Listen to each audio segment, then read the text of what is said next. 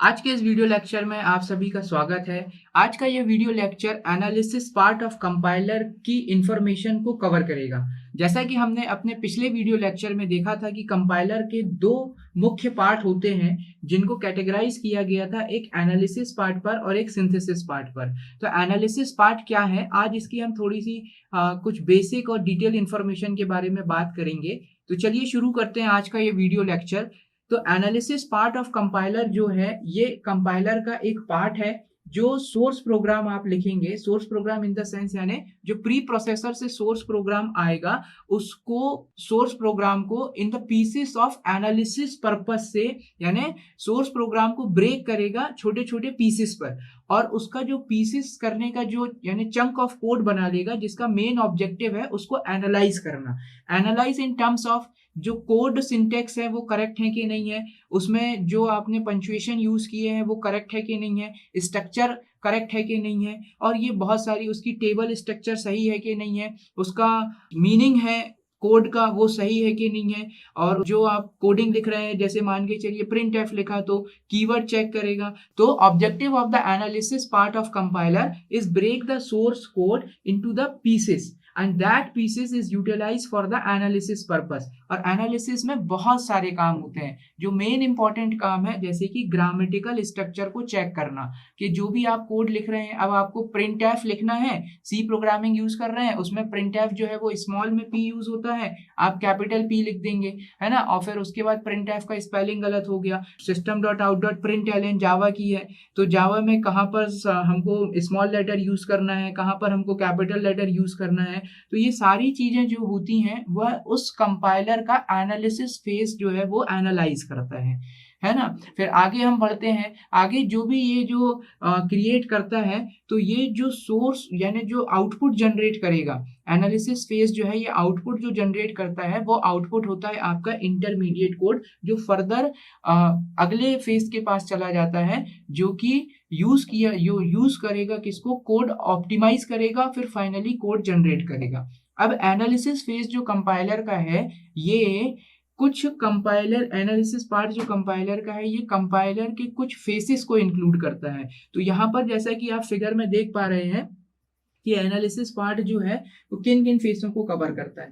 पहला जो फेस है इसका लेक्सिकल एनालाइजर है। लेक्सिकल एनालाइजर सोर्स कोड को लेगा, मॉडिफाइड सोर्स कोड को, जो आप यानी कंपाइलर का एज अ इनपुट होगा, और ये कंपाइलर का पहला फेस है। ये एक आउटपुट जनरेट करता है। अभी यहाँ समझ लीजिए कि आउटपुट जनरेट करता है टोकन्स को। फिर दूसरा फेस आता है जिसको सिंटेक्स एनालाइजर के नाम से जाना जाता है। यहाँ पर पार्सर के नाम लिखा हुआ है क्योंकि उसका सेकंड नाम पार्सर है। ये कुछ सिंटेक्स ट्री जनरेट करता है, जो हम यूनिट नंबर 2 में कॉन्टेक्स्ट फ्री ग्रामर के बिहाफ में बहुत अच्छे से समझने की कोशिश करेंगे।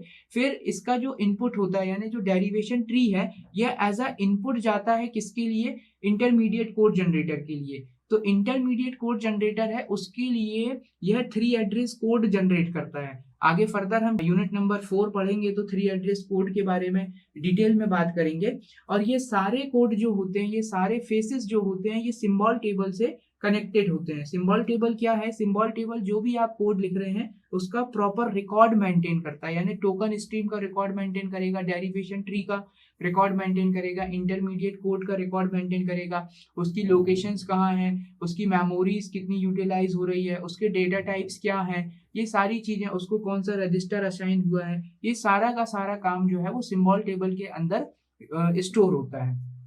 तो ये जो फिगर आप देख रहे हैं गाइस, तो ये फिगर जो है, इसी फिगर को कंपाइलर का फ्रंट एंड भी कहा जाता है। तो कंपाइलर का फ्रंट एंड अगर हम डिफाइन करें, तो first part of compiler that is called analysis part of compiler is also known as the front end of compiler, that is include lexical analyzer, syntax analyzer and semantic analyzer and intermediate code generator। तो parser में दोनों आ जाते हैं। Parser जो यहाँ पे लिखा हुआ है, ये एक्चुअली दो फेसेस, कंपाइलर के दो फेसेस को इंक्लूड करता है, एक सिंटेक्स और दूसरा सिमेंटिक। ये दोनों के दोनों फेस जो हैं ये ट्री पर ही काम करते हैं, जिसको पार्सर कहते हैं, और इस प्रोसेस को पार्सिंग कहा जाता है। यूनिट नंबर 2 में हम पार्सिंग प्रक्रिया को बहुत अच्छे से समझेंगे, उसके कैटेगराइजेशन को समझेंगे। और फिर गाइज आशा करता हूं कि आपको ये आज का वीडियो समझ में आया होगा कि कंपाइलर का एनालिसिस फेज क्या होता है। एनालिसिस फेज का जो मेन ऑब्जेक्टिव है वो क्या है कि ब्रेक करता है सोर्स प्रोग्राम को पीसेस में। क्यों करता है? उसके ग्रामेटिकल स्ट्रक्चर को चेक करने के लिए और एनालाइज करने के लिए। जो एनालिसिस फेज होता है कंपाइलर का, ये फाइनली जो कोड जनरेट करके देता है वो इंटरमीडिएट कोड जनरेट होते हैं। और एनालिसिस फेज जो है वो कंपाइलर का lexical analyser, syntax analyser, semantic analysis और इंटरमीडिएट कोड, इन फेसों को कवर करता है और इसी को फ्रंट एंड के नाम से जाना जाता है। So thank you so much guys watching this video. We will meet again in the new video lecture. Take care. Bye bye.